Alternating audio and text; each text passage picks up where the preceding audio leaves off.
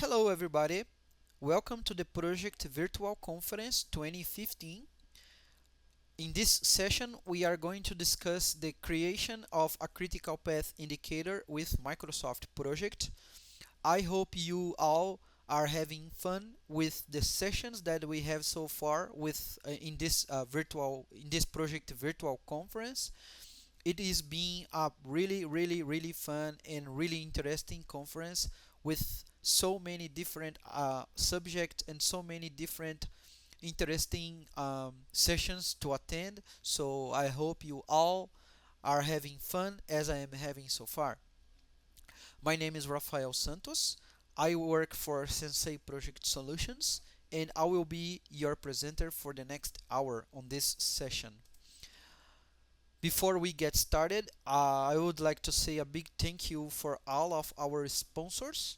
Because of them, this conference is happening, so they deserve a big thank you for all of us. So, in the name of Sensei and on behalf of all of us, I would like to say a big thank you for all of our sponsors.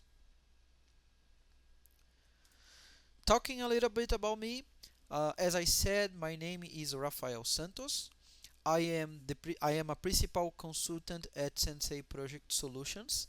Sensei is a Gold Microsoft partner, and Sensei was also the winner of the 2014 Partner of the Year award in the PPM Portfolio Management.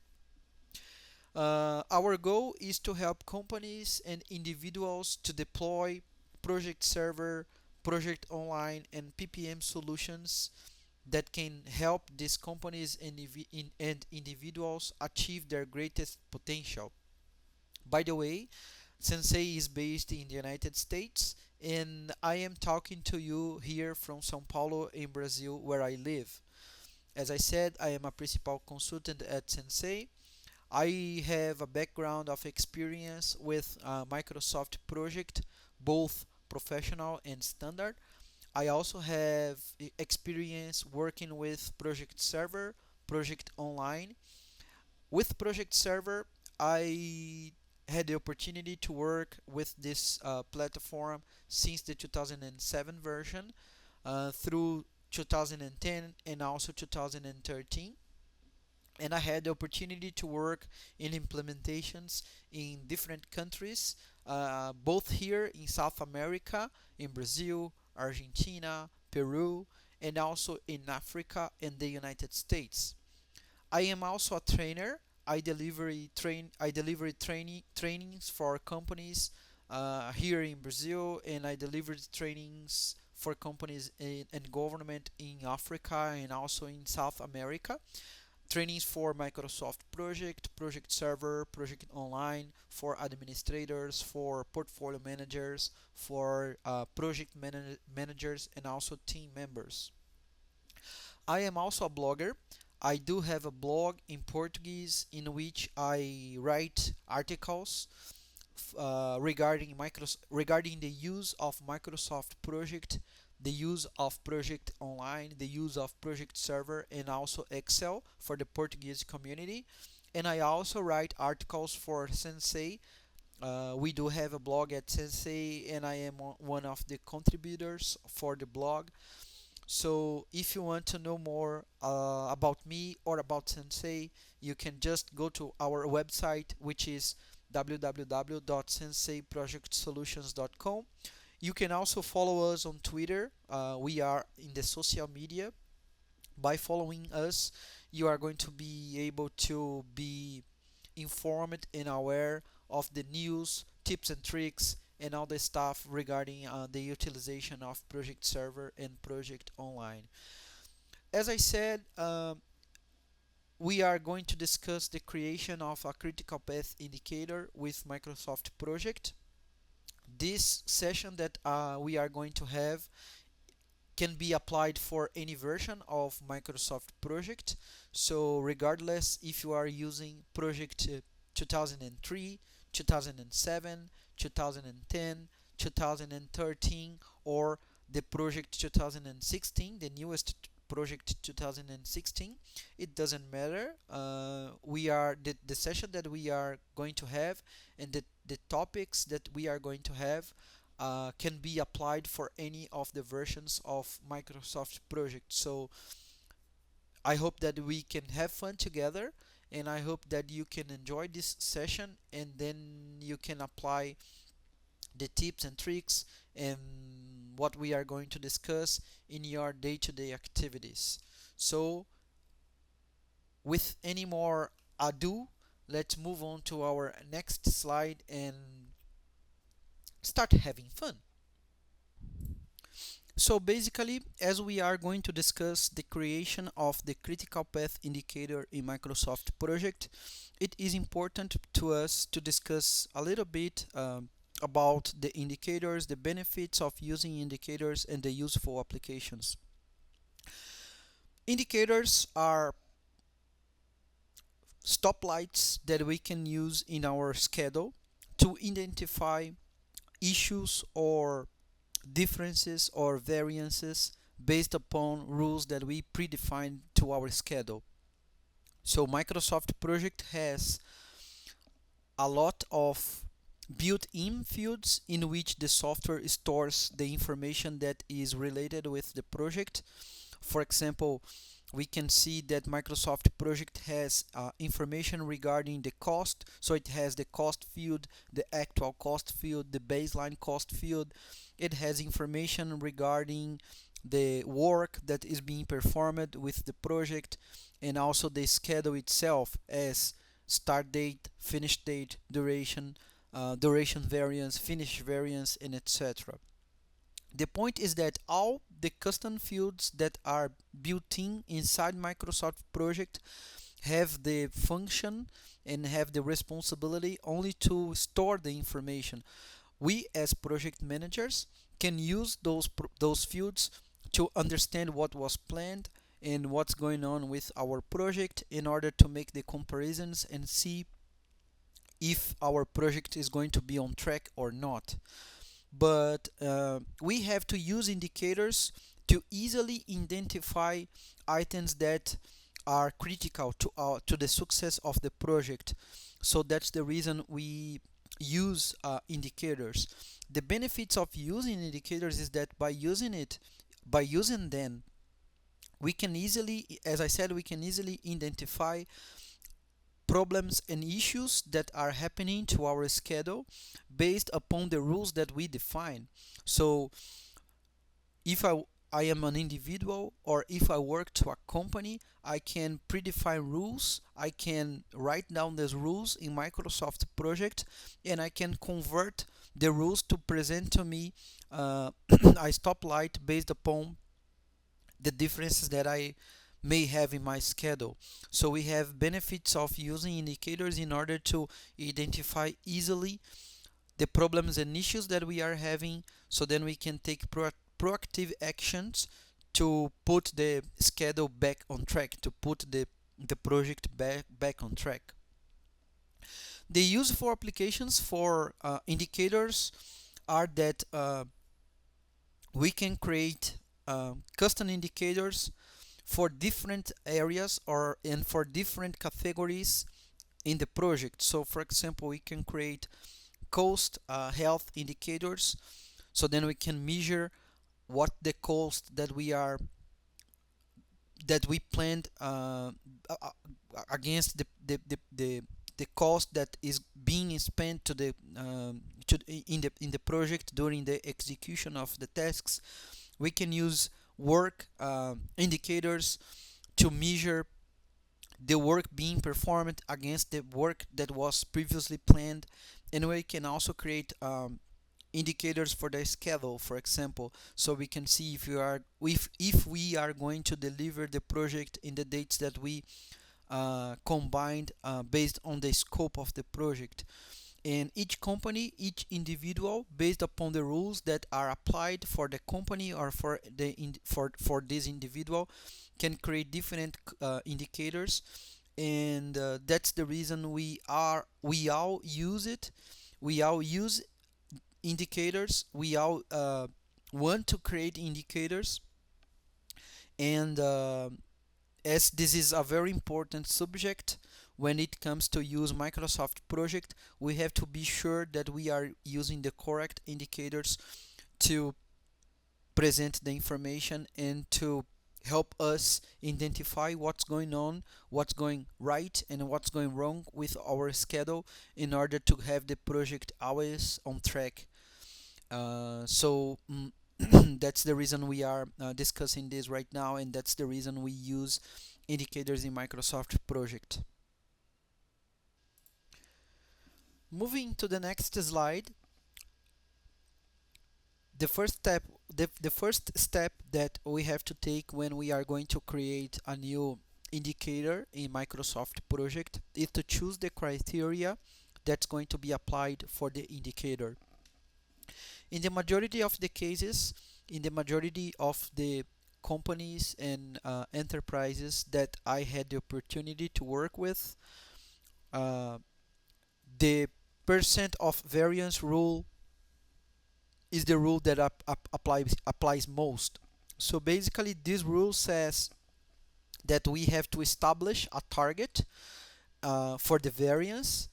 In this case, we are discussing the variance for the schedule. So basically, we have to establish a target, let's say 10%, uh, and then based upon the targets that we define, the indicators are going to show up based on this. So one common rule that we have is if the percent of variance is greater than 10%, so then we are going to show the red indicator.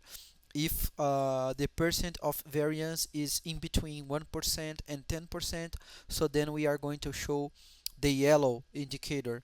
And of course, if we do not have any variance at all, or if the variance is less than 0%, so we have a negative variance, we are ahead of the schedule, we are going to show the green indicator. This rule is applied. We can apply this rule to our schedule, and I personally think that this rule is a good rule. But sometimes, if we do not pay attention to the details, we can find ourselves in a difficult situation. So let let's just move to the next slide, and I am going to do a quick demo of the application of this rule. So let me bring here Microsoft project. I am using the 2016 version of the Microsoft project, but as I said, the custom indicator that we are going to create can be applied for any version, for any previous version of Microsoft project, starting with the 2000 version. So if you are using 2013 or 2010 or even 2007, don't be afraid, you can apply this rule without any problem at all. So basically, this schedule, as we can see, it's a simple schedule with a couple of tasks. This schedule is used to deploy a project server implementation in a company. So we have a couple of deliverables, a couple of phases, a couple of tasks that are assigned to some resources. And based on the percent of variance, we are going to create a new rule here. So first of all, I will click here on project and then custom fields. I will create a new custom field that is based on the number type. I will rename and call it percent of variance, and then I will click here on formula. I have the formula already here, so I will just copy and paste, and after the presentation you are going to be able to get the formula too. So I will paste this formula in here, and then let's do a validation to the formula. I will click OK. Microsoft is going to say that the uh, current field is going to be replaced with this formula that I inserted. I will click OK. And here in the calculation for task and group summary roles, I will also click use the formula, because I want all the summary rows that represents the phases of my project to present this formula too. So I will click OK, and then I will add a new column here, which is the percent of variance. So as I do not have a baseline saved for my project so far, I am going to see the percent of variance as 0, right? Because I don't have any variance at all for my project. So I will click here on set baseline. I will set the baseline, and I will set the baseline 0. Okay, so far so good. Now we have our baseline for our project, and then we can start doing the modifications for the project. So let's say that, for example, I am going to discuss with the business analyst that he is going to sorry, with the infrastructure analyst. So I have this task in here, which is prepare infrastructure. So let's go and update the project. So let's say that I was to discuss with him, and for the first 2 days the project was okay. So we have here the task starting on October 13.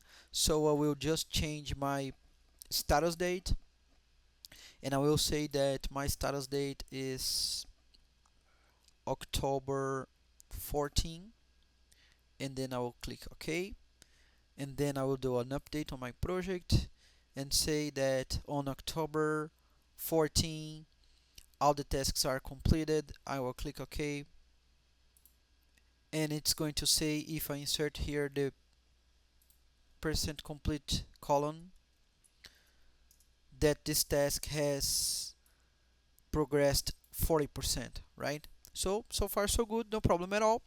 So let's say that on October the 15th, uh, my infrastructure analyst is sick and he doesn't show up to work. So I have to move his task because on this day, on October the 15th, he's not going to be available to work, right? So I will click here, and then I will change the status date for 15. I will click OK, and then I will update my project and say reschedule all uncompleted tasks to start after the October the 15th. And I will do this just for the selected tasks, because this is the only task that I am updating right now. So I'll click OK, and what's going on is I am going to have here a break on the task. So my resource has worked the first 2 days. In the third day, he was unavailable because he was sick, and he is going to start on the day after.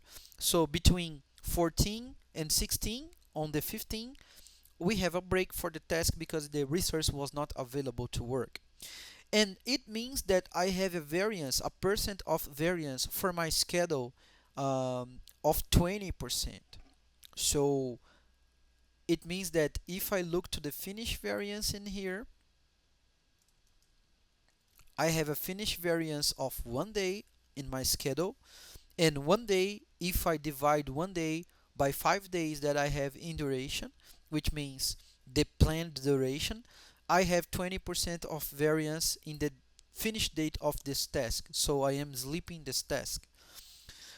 If we are going to use the rule of 10%, 1% to 10%, and no variance at all, this information in here is going to show me that I have a red icon. I should have a red icon on here, a red indicator, because my variance for this particular task is greater than 10%, right? So let's click here on custom fields, and then on graphical indicators, because I am on the formula right now. So I will click on graphical indicators, and I will say that if the value is greater than 10, then it should show the red icon. If the variance is greater than 0, so if the variance is in between 1 and 10, then I would say that it should show yellow. And if this field, if the variance is less than or equal to 0, then it should show the green one. So I will just replicate the criteria for the summary rows and also for the project summary row. I will click OK, then OK again. And we are going to see that for this particular task for prepare infrastructure, I have the red icon because I know that my variance here is higher than 10%, which is the variance that I have for this particular task, right? So let's say now that I have this task here, configure project server 2013, and the task is originally going to take 15 days. And the PPM consultant goes to me and says, "Look, Raphael, I am going to say that we planned this task for 15 days, but actually I will have to have more 1 day to do this task. So instead of doing this task in 15 days, I need one more day, so I will have to do this task in 16 days." So I can say, okay, no problem. I will change here the duration for the task. Instead of using 15 days, I will change for 16 days. And what's going to happen? I'm going to see that based upon my rule, the indicator is yellow, and the indicator is yellow because if I pass my mouse through the indicator, I'm going to see that the variance, the percent of variance for this particular task is 6.67%, which means that I am under 10%. So this is a variance that I can handle, that uh, I can accept. So I have a variance of 6.67%, and as this is not higher than 10%, this is something that I can just deal with. The point is, this variance here that is 6.67% is less than this variance here that is 20%, right? No problem at all. So this task here does not reflect, does not affect my critical path. And this task here affects my critical path. So as soon as I changed this task from 15 days to 16 days, I can see that I had a variance on my duration in my project summary row. So now the even though the task has a lower variance than the previous one, it is affecting the final date of my project. So instead of delivering the project in the planned date, I'm slipping dates. And I can see this clearly in here because the percent of variance of my project is about 2.25%. So that's a big issue because even though this task has a lower variance than this one, if I change this one for 5 days, or if I put more dates on here, it's not going to affect my project at some point because this task is not in the critical path. And one thing that we uh, most most people are not aware is that when you use the percent of variance rule, you may hide your critical path and you may focus on the tasks that are not affecting your schedule at all. And that's the reason we are going to discuss the creation of the indicator based upon the critical path. So as we can see, sometimes when we use the rule of the percent of variance to create our indicators, it can give us a wrong understanding of what's going on of what's going on with our tasks. and we can put focus on some tasks that sometimes does not affect the project at all, as we are seeing here, as the prepare infrastructure task does not affect the project at all, and it's red, and the task that affects the project, which is the configure project server, this task affects the project, but it's showing in yellow. And let let me just go back here to our presentation. And then why using the critical path? This is the same, this picture shows the same project that we are working, the same schedule that we are working. And when we change the visualization to the critical path, we can see that there are two tasks in the project. One is the prepare infrastructure, and the other one is prepare project history book. Those two tasks does not affect the project at all, because as we know, the critical path is uh, all is the critical path contains all the tasks that affect the project, the finish date of the project if they are delayed. And for those two tasks, prepare infrastructure and also prepare history book, they are important. They are important tasks for uh, the schedule, but if they suffer a delay, they may not affect the project at all. And we should have some kind of considerations with this task. So even though the variance of the task is greater than let's say 10%, it may not affect the final date of the project. So we have just to be aware that we have a delay with this task, that we have a problem with this task, but this task is not affecting the final date of the project. And that's the reason I am proposing us to use the critical path indicator. So now I will have just go back to Microsoft project, and we are going to create the critical path indicator. So I will click here in project, then custom fields, and then I will use the text custom field at this time. I will rename it and I will call it critical path indicator. Click OK, and then I will click on formula, and I will use a formula that I have created already.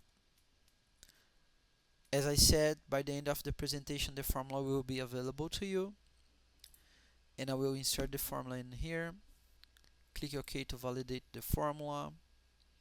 Microsoft project is going to say that the information in the field is going to be replaced. I'm okay with this. I'll click OK, and then I will click use formula. If I click if I click OK, instead of going to the graphical indicators, I will click just OK because I want to see the text that is inserted in the fields. So I'll click insert, a new column, and then critical path indicator. Oops, sorry. Great. And so I can see here that this task, prepare infrastructure, this is a non-critical finish variance. This task has a non-critical finish variance. So it means the task has a variance, but this variance is not affecting the final date of the project. If I move here to configure project server, I can see that this task has a critical variance, a critical finish variance. So it means that even though the task is not going over 10% of variance, it's affecting the final date of my project. So that's the reason I think, and I am always using the critical path indicator for my schedule, because I can see the tasks that are affecting and the tasks that are not affecting my schedule. So I will go back here and I will click in custom fields, and then I will click in graphical indicators, and I will just say that if the final result is equals to no variance, for example, then I would like to show the information in green. If the tasks is the result of the task is equal to non-critical variance, non-critical finish variance, then I would like to show this information in yellow. If the result is equals to critical finish variance, then I will show the information in red. Right? So I will just say that summary rows will assume the criterias, also the project summary row. I will click OK and then OK, and then we can see we have a pretty different information here between the percent of variance and the critical path indicator, because the critical path indicator is looking at the tasks that are affecting the finish date of the project. So prepare infrastructure available, and the infrastructure phase themselves, they have a variance of 1 day, but even though the variance is maybe higher than 10%, it's not affecting the finish date of the project. So I can leave it in yellow and just say, look, I have a problem in here, I have some kind of variance, but I can deal with this. This is not causing any problem to my project at all, so I have to be just aware and not let this task slip more than this. In the other hand, if I go here to configure project server, as this task has a variance that is affecting my project, and as this task is in the critical path, it is affecting all the tasks that are below, all the tasks that are in this chain, and it's also affecting my project as a whole. So I can see here that my project has the red indicator, and that's because I can see that my project is not being delivered at the date that I planned. So using the critical path indicator is a good way for us to understand the tasks that are really important for us to look at if they have some kind of problem.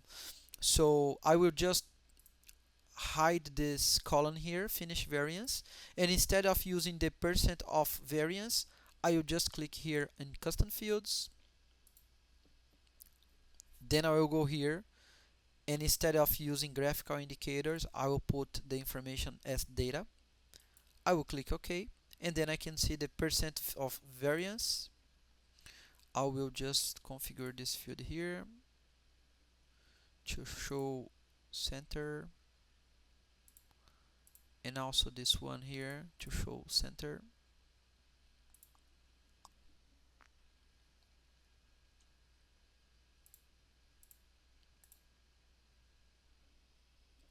And so we can see, I would say that we can also use the two information combined. I can see that my project is not being delivered at the date that it was planned. So that's the reason we are seeing the indicator in red. But the percent of finish variance of this project as a whole is 2.25.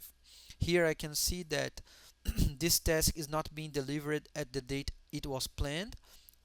It has a variance of 20% over the original plan, but it's not affecting my project at all. So I can see that I have this variance, but this variance is acceptable to me.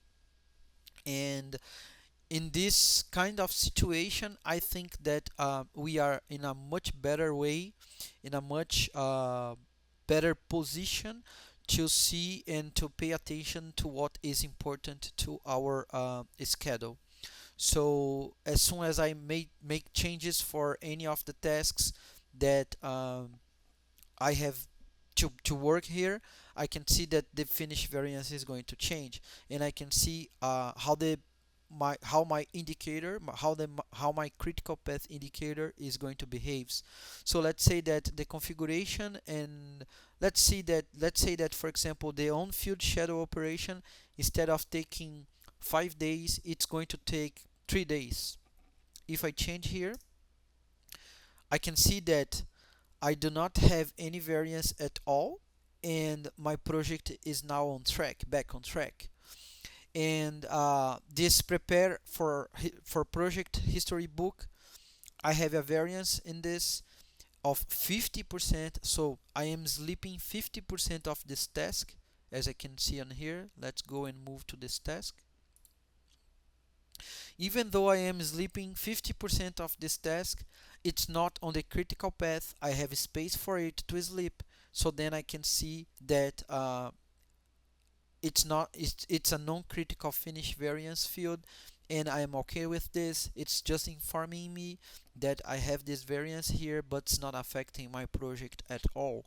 And that's the real benefit of using this critical path indicator in Microsoft project, so you can have a better understanding and a better illustration of what's going wrong with your schedule, so then you can manage and take proactive actions to your schedule. Going back here to our presentation, in the next slide I'm going just to show you how the critical path indicator was created.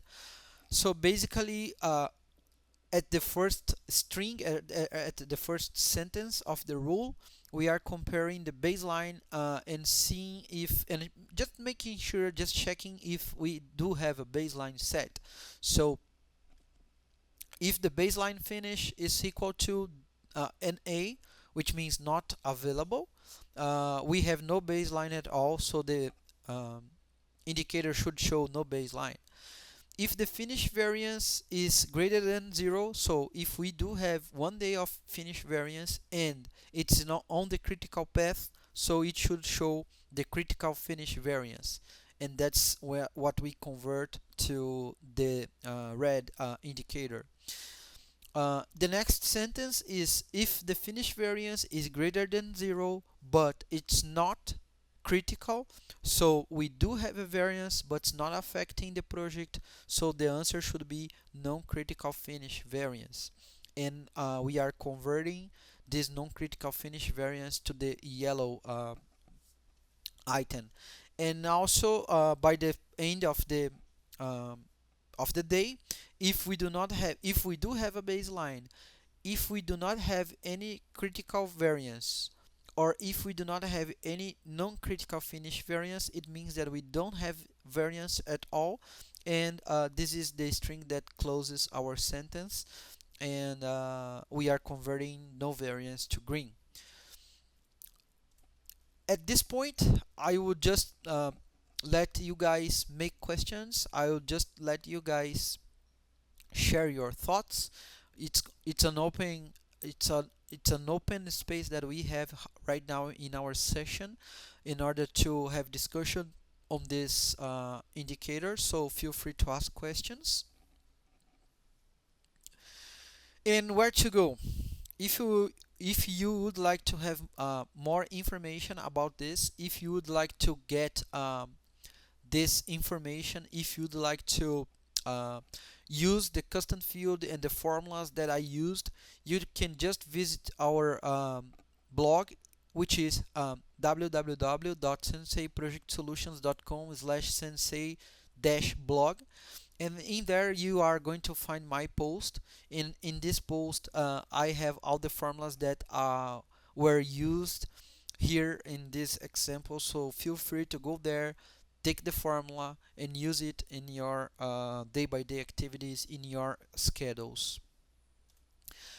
So to follow the conversation, I would say please feel free to join us on the social media and being up to date to all the information, tips and tricks, and all the stuff regarding the use of Microsoft Project and also Microsoft Project Server. We are on Twitter, we are on Facebook, we are on LinkedIn, and we are also on YouTube, and all those addresses that you can see. So please feel free to follow us, feel free to make contact with us. We will be more than happy to help you, to make contact with you, and to share experiences, um, discuss ideas and all the stuff that are related with this.